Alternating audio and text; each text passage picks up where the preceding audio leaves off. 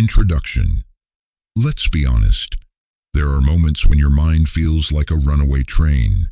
You're standing at the sink brushing your teeth, and suddenly, you're mentally replaying a conversation from 2 days ago, editing every word you said. Then you jump ahead to a work deadline, wonder if you locked the door, and somehow, you're feeling anxious about retirement at 8:14 a.m. Sound familiar? You're not broken, you're just human. You've probably heard phrases like master your mind or take control of your thoughts. Sounds powerful, right? But also kind of vague and impossible. We've all tried to just stop thinking, but telling your mind to be quiet is like telling a dog not to bark when someone's at the door. Good luck with that. So, what does it mean to control your mind instantly? It doesn't mean achieving some monk-like serenity in the middle of a traffic jam or pretending your emotions don't exist. It's not about forcefully stopping every thought. That's exhausting. It's more like learning how to gently take the wheel back when your thoughts are speeding off in 5 different directions. And the key word here, instantly. That's where it gets interesting, because you can interrupt a racing mind in the moment. You can create mental space with a single shift in focus, even if your thoughts are yelling.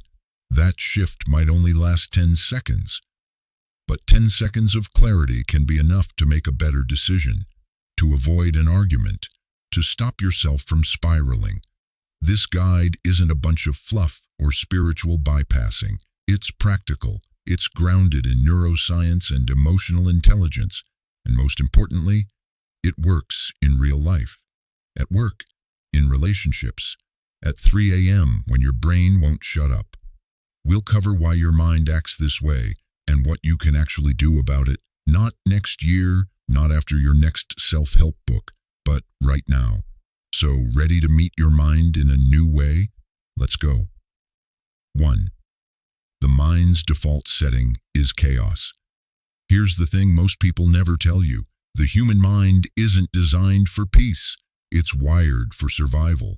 Thousands of years ago, our ancestors needed hyper-alert minds to stay alive. Every rustle in the bushes could be a predator. Every face had to be scanned for signs of threat. So the mind developed a default mode. Scan, analyze, predict, worry. Fast forward to now. You're not running from lions, but your brain doesn't know that. It's still scanning, only now it obsesses over emails, missed calls, awkward pauses, unpaid bills, aging parents, and did I sound weird just now? This constant mental activity isn't a malfunction, it's just outdated software. Psychologists call it the default mode network, a part of your brain that becomes active when you're not focused on a task. It lights up when you daydream, ruminate, or imagine the future. Sounds poetic, but it's also where overthinking lives rent-free. And then there's the monkey mind, a term from ancient Buddhist texts. Picture a monkey swinging from branch to branch, never sitting still. That's your mind on a normal day. Thought to thought, memory to regret, worry to distraction. Here's where it gets ironic. The more you try to control this chaos by thinking harder, the worse it gets. Why? Because thinking about your thinking is like trying to wash a window with a dirty rag. You can't outthink overthinking. You need a different approach, one that doesn't fight the chaos, but sees it gently and chooses a different rhythm. 2. Awareness is the first shift. Control doesn't start with force. It starts with awareness. Have you ever caught yourself mid-thought and said, wait, what am I even doing right now? That's the beginning of control. See, awareness is like flipping on a light in a dark room. The mess doesn't go away, but now you can see where not to trip. In neuroscience terms, awareness activates your prefrontal cortex, the part of the brain responsible for decision-making and regulation. In mindfulness, it's called witnessing. Imagine you're watching your thoughts float by like clouds. You don't chase them, you don't argue, you just watch. This is powerful because once you see that you're overthinking or catastrophizing, you're no longer 100% identified with the thought. You're the observer now, and the observer has choice. You don't need to meditate for 30 minutes to activate awareness. Try this instead. Pause right now. Close your eyes for 5 seconds. Notice, what's one thought that's been looping in your head? Don't judge it, just name it. That moment, that's control. You're back in the driver's seat. 3. Name it to tame it. Let's talk neuroscience for a second. When you name a feeling, like, I'm feeling overwhelmed, you reduce activity in the amygdala, the part of your brain responsible for fear and emotional reactivity. This isn't speculation. It's been proven in fMRI scans. They call it affect labeling. It sounds simple, but it's a mental game changer, because so much of our suffering isn't from the emotion itself. It's from resisting it. We feel angry, but instead of saying, I'm angry, we say, I'm fine, while clenching our jaw and grinding our teeth. Try this. Next time your mind spirals, stop and softly say, this is anxiety. It's here. I see it. Then add, it's okay to feel this. I don't need to fix it right now. Naming is disarming. It's like you're putting a wild animal in a safe pen. This trick works in relationships too. Imagine you're about to snap at someone, but instead of reacting, you say, even just in your head, I'm feeling defensive. Boom, power shift. 4. Pull the plug on mental noise. Sensory reset. Your 5 senses are the emergency exits of a burning mind. When thoughts get loud, you don't always need to go deeper into them. Sometimes you just need to come back to your body. Try this. Stick your hands under cold water for 30 seconds. Suddenly, you're here. Not in the future, not in the past. Just now. Or go outside. Feel your feet on the ground. Listen for the farthest sound you can hear. Maybe it's a bird or distant traffic. That's called sensory anchoring. It resets your nervous system. One powerful technique is the 5-4-3-2-1 method. 5 things you can see, 4 things you can touch, 3 things you can hear, 2 things you can smell, 1 thing you can taste. Try it right now, seriously. Don't just read this. Pause and do it. Feel that shift? That's what control feels like. Not stiff, not rigid, just rooted. 5. Rewire with micro decisions. Big transformations rarely begin with big decisions. They start with tiny, almost invisible ones. When your mind is spiraling, you're often just one small decision away from regaining control. It's not about finding the perfect solution. It's about breaking the pattern, just for a moment. Ever found yourself doom scrolling at midnight, knowing you should stop, but not moving? That's a mental loop. Now, imagine if you paused, put your phone down, and just sat still for 15 seconds. That's a micro decision, and it interrupts the loop. Here's the trick. Wait 90 seconds. That's it. According to Dr. Jill Bolte-Taylor, a neuroanatomist, it takes just 90 seconds for an emotion to surge through your body and subside, unless you keep feeding it with your thoughts. So if you're angry, anxious, or overwhelmed, don't act, don't text, don't react, just wait. Watch the wave rise and fall. Here's what happens. You take back agency. Your thinking brain reboots. You feel just a little more free. Control isn't found in grand gestures. It's in the 1-degree pivots that no one sees. 6. So when your mind feels out of control, sometimes the fastest way to regain power is through movement.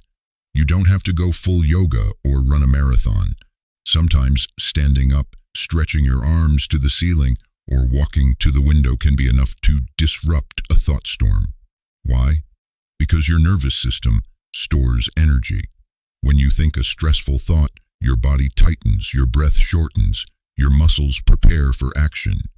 Even if you're sitting still, if you don't discharge that energy, it loops. Here are some ways to interrupt that loop.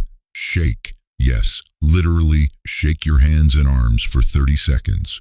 Walk mindfully. Feel your feet touch the ground with each step. Stretch. Try a simple forward fold. Exhale as as you hang. Touch something cold. Ice, metal, cold floor. It grounds you.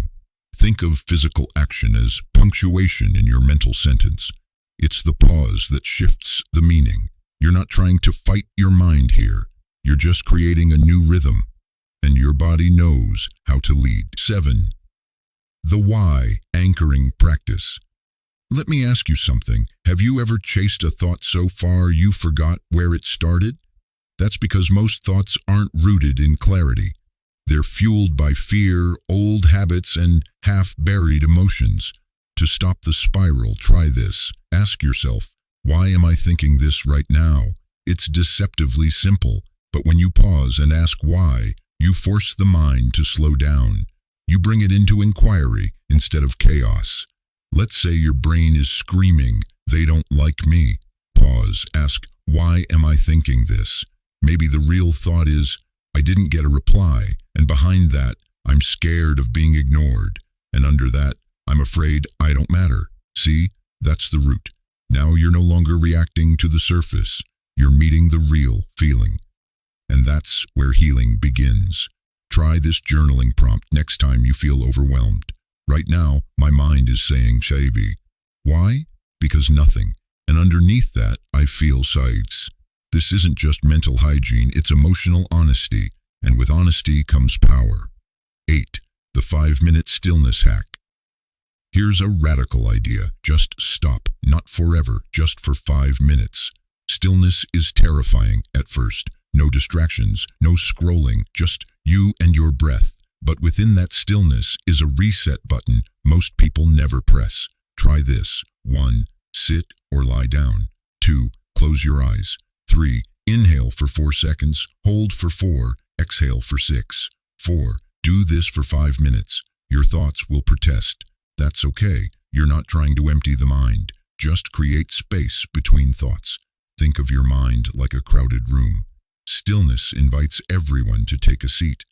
At first, the noise may feel louder, but with time, it softens. Clarity emerges, insight happens, and control, not as domination, but as peace, returns. 9. Let go of controlling the mind. Okay, here comes the twist. You've spent all this time learning how to control your mind, and now I'm telling you to let go? Yes, because real control is not suppression, it's surrender. The mind is not a machine you fix, it's a river you learn to float in. Sometimes the most powerful move isn't gripping tighter, it's relaxing your hold, letting the current slow, watching, not wrestling. Buddhist teachings describe it as non-grasping, the art of letting thoughts arise and pass like clouds in the sky.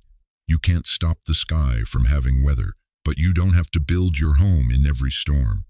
So next time your mind screams, whisper back, I see you, I'm here, I don't need to follow you.